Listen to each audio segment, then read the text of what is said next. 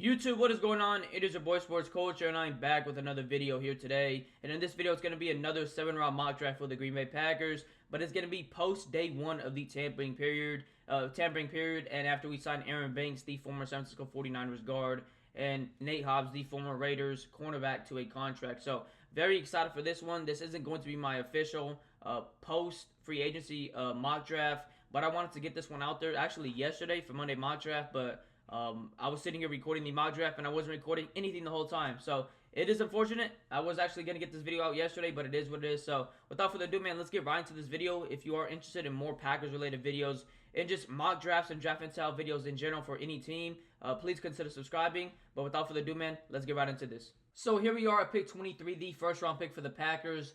And now that we signed Nate Hobbs, at least to me, cornerback doesn't need to be the biggest address or the biggest need in the first round. To me, it really never was.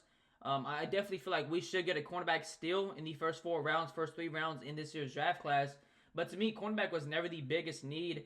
It has always been, at least to me, wide receiver or defensive line, edge or interior defensive line. And so what I'm thinking right here is I either go James Pierce Jr., who does have character concerns, who is a top 3 edge rusher in this year's draft class, though. Don't get me wrong, but does have character concerns. It might not be a Packers pick.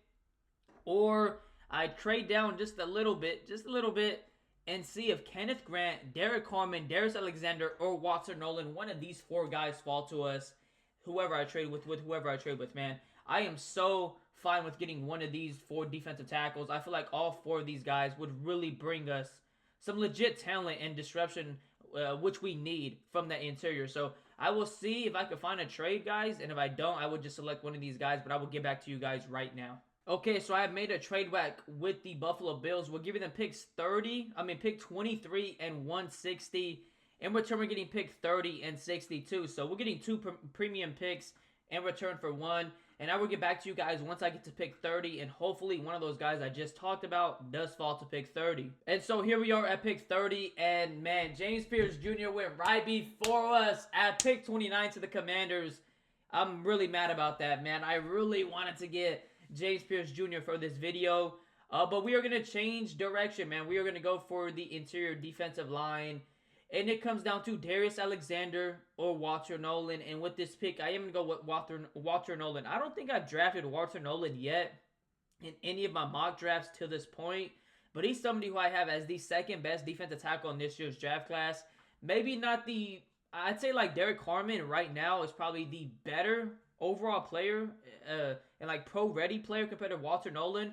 But in terms of like ceiling potential, that's why I have Walter Nolen as my second, because I think he has the highest ceiling and potential at the defensive tackle or interior defensive position in this year's draft class. Find a guy this athletic from the interior in really any drafts. It's hard to find a guy this athletic from the interior. Nolen isn't the most polished interior defender, but he might be among the most physically gifted. He continues to grow in his pre-snap plant and hand usage, and he can be impactful.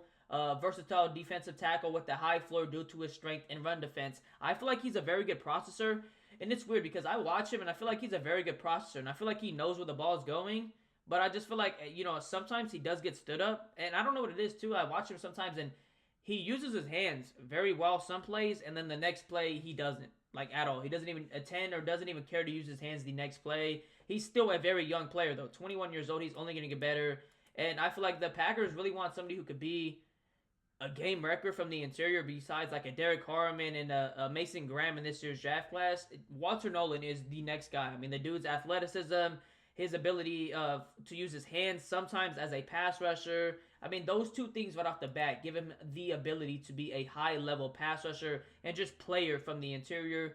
This year played in 13 games, had 6 sacks, 4 hits, 25 hurries, and 2 batted passes. Had a 75.0 pass rush grade, had a 91.6 run defense grade, had an 80.8 true pass rush grade, had a 10.9 pass rush win rate, which is very solid, and had an 11.9 run stop rate, which is very, very good. So really like Walter Nolen a lot. I feel like he's right now I feel like he's a very solid run defender already. But then, you know, he's only 21. He has all the athleticism.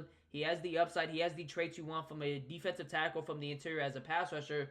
So he's only going to get better. And I feel like with this team that we have right now, Walter Nolen is a guy that doesn't necessarily have to start for us, so he's a guy that could grow behind Devontae Wyatt and Kenny Clark. So here we are, pick 54, and I could have sworn this was pick 55 for the Packers. Am I tripping, or was this pick 55, or was it pick 54 the whole time? I might be tripping, but with this pick, we're gonna go Bradyn Swinson. We need an edge. We went with Walter Nolen our first pick, and we need an edge with this pick. I feel like Bradyn Swinson is more a 3-4 defensive end and outside linebacker as a pass rusher at the NFL level, but the dude is 6'4", 250, and he might be a little bit undersized in terms of weight for the 4-3 defensive end, but man, he does a great job at turning speed to power, and he has one of the quicker first steps from the edge position, or as a pass rusher in this year's draft class, I should say. And he's disruptive, man. He's been productive. He's a guy who has been disruptive.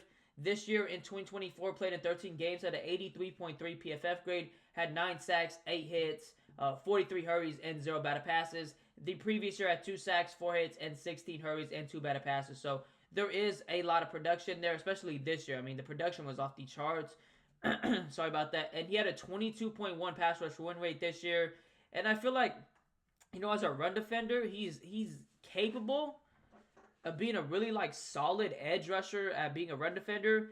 The only thing is, yes, he's a little bit light, so he could get stood up easily, but I feel like he's super over aggressive when it comes to holding the edge and just angles he takes against the run. That's my biggest con or concern, I'd say, with him, or problem with this game, is he's super over aggressive in the angles he takes, that he runs himself out of the plays, or he just completely just gives up the edge. So would like to see him clean that up at the NFL level, especially if we're going to be running this 4-3 defensive scheme, and we do draft a guy like Bradyn Swinson, who isn't the biggest. Would definitely like him to clean that up, but I think, the speed's there, the pass rush ability's there, the disruption's there, and that's what we need. We need somebody that could get home as a pass rusher and get to the quarterback, and Bradyn Swinson is a guy who I think could do that. So here we are at pick 62, and this was a hard choice, man. I really didn't know which position I was going to go with. I was actually thinking about double dipping at the edge position, because I like to be optimistic. I like to be hopeful of our players, man. But I'm going to be honest, man. We need talent at the edge position. As it stands right now through free agency, at least through 2 days of it, we haven't signed no free agent edge rushers, and I don't think we're going to trade for Trey Henderson. So it just makes no sense to, it just makes sense to double down at the edge position in this mock draft, or in the draft class in general, because we need talent there. We need guys that can be disruptive and can get to the quarterback. We really, really do. But I think I'm actually going to go with Benjamin Morrison. And I know we just signed Nate Hobbs. We have Jair Alexander still. But we don't know what's going to happen with Jair. Anything could still happen with Jair. I know the Packers have talked about how they want to keep him now. Or not want to keep him now, but reports are coming out that the Packers don't want to trade Jair at the moment right now. But anything could happen. And if, let's say, Jair doesn't get healthy again and is inconsistently not on the field again next year, or we simply trade Jair, or someone else gets hurt again, Benjamin Morrison is a guy who, yes, I know is coming off the hip injury and hip surgery, and does have a little bit of a red flag on him about injuries himself. But if Benjamin Morrison could come in here and just be a guy that could develop behind all these guys, I don't think he has to be necessarily a starter for us right off the bat. I think this is a guy who we could let recover a little bit more, let him get adjusted into the scheme, kind of develop, and then let him play out there, because he's going to be sitting behind guys like Nate Hobbs, Carrington Valentine, Keyshawn Nixon, and Jair Alexander if we do decide to keep him. But Morrison is a guy who I still really do like a lot, minus the hip injury, man, and the injury concerns. 6 foot, 190, 20 years old, and there is concerns that he plays, or needs to get bigger because he plays small. But man, when I watch him on film, I think he plays bigger than what people say. He has the ability to really jump up there, make some plays on the ball. As a tackler, he's willing, but he's definitely not the best tackler. But he could definitely get better. Some of his pros appears to have very long arms, even for a 6-footer. Hands are up and active in press. Quick to transition from shuffle to full stride. Good awareness and timing for getting his head around to find the ball. Willing run defender. Very high football IQ. And then his strengths, and then his cons, I meant to say. Strengths is somewhat of a concern with getting off blocks and tackling. Like I said, I think he's a very willing tackler. He's physical. He's not afraid to come downhill. But he's just not the biggest dude. So I'm kind of worried about him at the NFL level like that, especially tackling some of these bigger, like running backs, like a Derrick Henry or something. Start-stop ability is good, especially for a size but not top tier. Can get grabby to stick with wide receivers on comeback routes. And he has shades of Paulson Adebo, which is kind of funny because I wanted the Packers to actually sign Paulson Adebo, who got signed by the Giants. So with this pick, we are going Benjamin Morrison, man. We don't know what's going to happen with Jair Alexander. This is more of a luxury pick, and I think there's a lot of great players on the board I could have went with, but I just think Benjamin Morrison still falling, still being on the board. I just can't pass on this. I feel like this is a steal. This is a great value pick for the Packers, and this could, potentially be the franchise CB1. I was about to say QB1. Cornerback 1 if we decide to trade Jair Alexander or even don't decide to trade Jair Alexander. So with this pick, we are going with Benjamin Morrison, the standout cornerback from Notre Dame. So here we are, pick 85. I did make a small trade from pick 87 to pick 85. I really didn't want to make any more trade-ups. I really want to keep the rest of my draft picks, but the Denver Broncos and the LA Chargers are two teams that just always draft Jalen Royals whenever I make mock drafts right before me. So I really had to take the advantage or take the initiative and make sure I drafted Jalen Royals and traded up ahead one of these teams. I feel like he's the perfect fit for the Packers, especially because Christian Watson's going to be missing basically the whole season next year. We're going to be needing some speed, someone that could take the top off defenses. And, Jalen Royals is a guy that really has a skill set that could do it all, man. He could run routes. He could give you great yak ability. He has the speed to take the top off defenses. He has the ability to jump out the gym and win 50-50 balls. I mean, he's a 3-level player, man, or a 3-level route runner, a 3-level player, whatever you want to say, at the wide receiver position. He's 6 foot, 205, 22 years old, very young still, and he's basically Jaden Reed 2.0, just bigger, a little bit more versatile because he can line up outside and inside, more explosive, I'd say, with and without the ball in his hands. And let's just go over some analysis right here. It says, some of his pros are strong hands at the catch point, consistently extends his hands to attack the ball in the air, nuisance route runner who shows awareness to vary his speed, strong verse press with active hands to fight free, will bounce off low/ankle tackles for yak. And one thing I really want to highlight is this, man. Nuisance route runner who shows awareness to vary his speed. When I was watching him, that's one thing I definitely noticed too, man. He had the ability to really change the tempo of his route based on what the cornerback was doing or how the cornerback was on his hip or how he was stacking the cornerback. But not just that, but how the defense was playing them in zone coverage. He would find out what zone coverage they are, what the open zone was. He'd slow down his route, slow down his tempo, and make sure he was available for his quarterback. That is one thing I've seen on there. Some of his cons are acceleration can be hot and cold. Long speed appears average for the NFL level. Great at contested catches, but often lacks separation. I don't know about that one. I feel like he got separation pretty well when I was watching him on film. Shades of Jermaine Kearse. This year he had 835 yards, 15.3 yards / receptions, and 6 touchdowns. The previous year he had 70 receptions on 99 targets, 1,084 yards, 15.5 yards / receptions, and 15 touchdowns. He's one of those guys that you could just give the ball to him and he's going to make guys miss, but he's one of those guys that's very explosive without the ball in his hands where you give him a go route, you give him a post, the defense is gonna have to account for him, and they're gonna have to be scared of that elite speed that Jalen Royals has.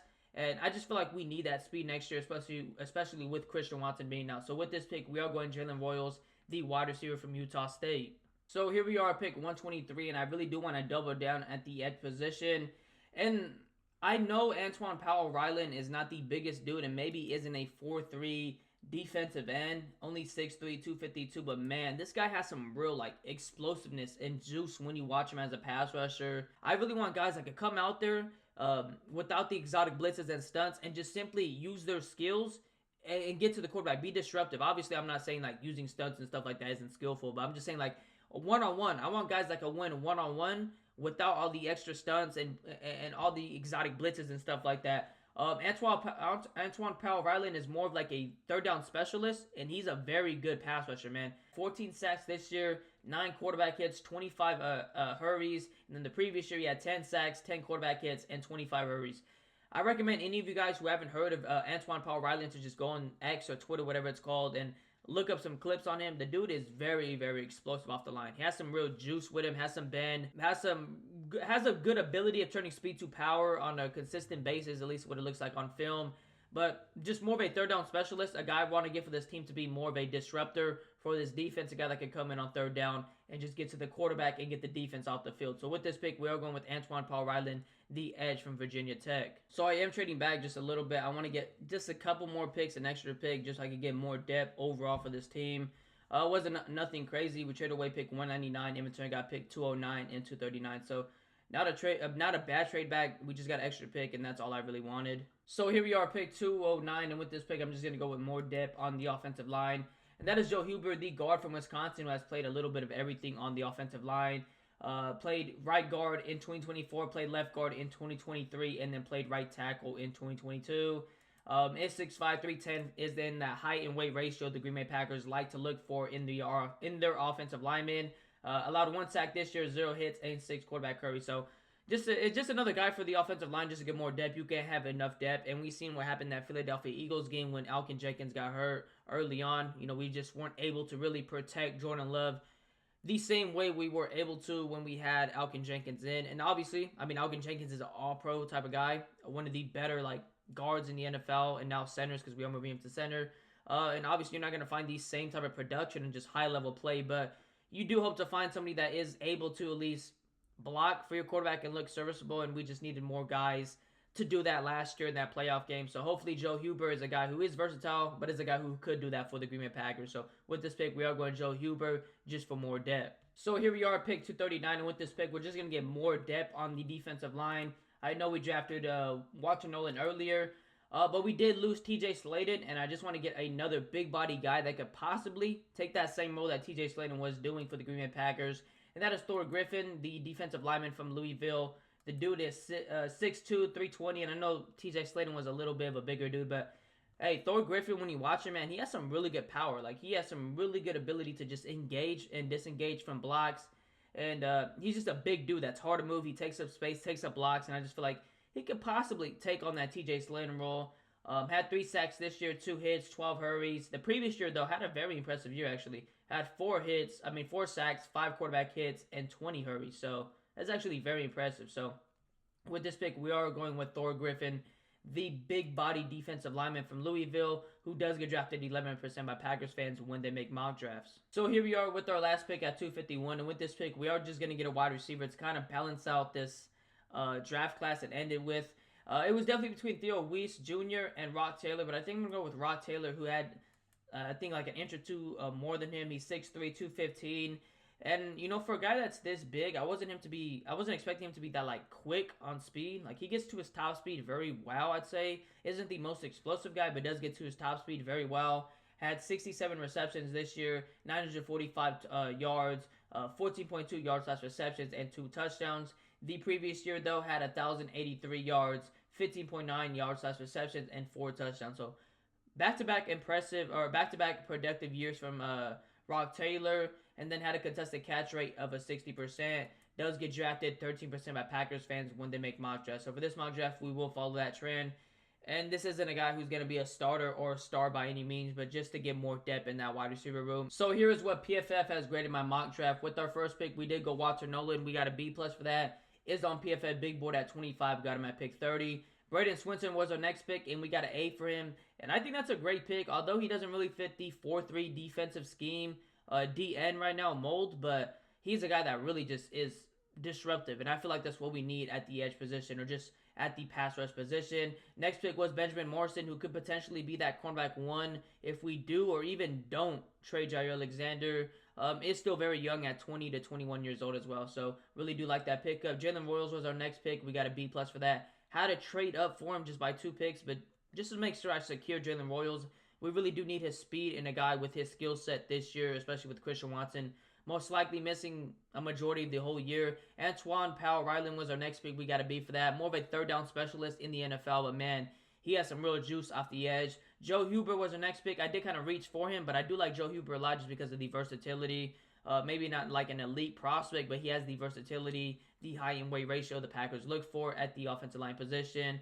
Thor Griffin was our next pick. Maybe could be that TJ Slaton role. He's just a big body guy that could take on blocks. And then our last pick, we did go Rock Taylor, who actually they gave us a B+ for. So let me know what you guys think in the comments about this mock draft. Our overall draft grade was a B. I think this is a very solid one. I really do like our first 5 picks. I feel like these first 5 picks give us some guys that are, you know, maybe not like prototypical Packer picks in terms of like what we're looking for in defensive scheme and like height and weight at the edge or, wide receiver position or cornerback position, but these are guys that I think could really be productive and really, be the future for this team at the wide receiver position, edge position, and the defensive line position and cornerback position. So let me know what you guys think about this mock draft in the comments. It's been your boy Sports Culture. I'm out.